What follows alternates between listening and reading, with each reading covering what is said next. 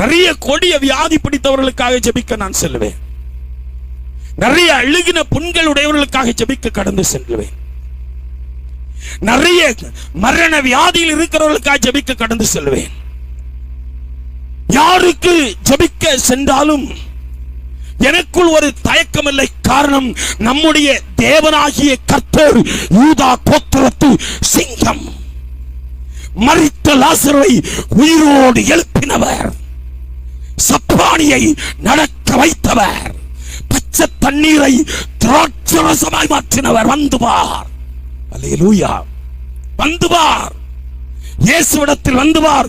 எப்பேற்பட்ட மனுஷனாயிருந்தாலும் வாழ்வு கொடுப்பார். அல்லேலூயா. எப்படிப்பட்டவனாயிருந்தாலும் உன்னை பிரகாசிக்க வைப்பார். அல்லேலூயா. அப்படிப்பட்ட ஆண்டவரை எப்படி ஊழியம் செய்யணும்? அப்படிப்பட்ட ஆண்டவருக்கு எப்படி ஆண்டவரோடு வாழணும்? அப்படிப்பட்ட ஆண்டவரிடத்தில் எப்படி ஜீவிக்க வேண்டும்? யோசித்து பாருங்கள்.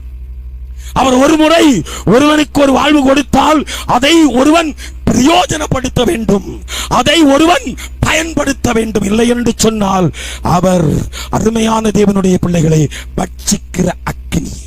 அல்லேலூயா.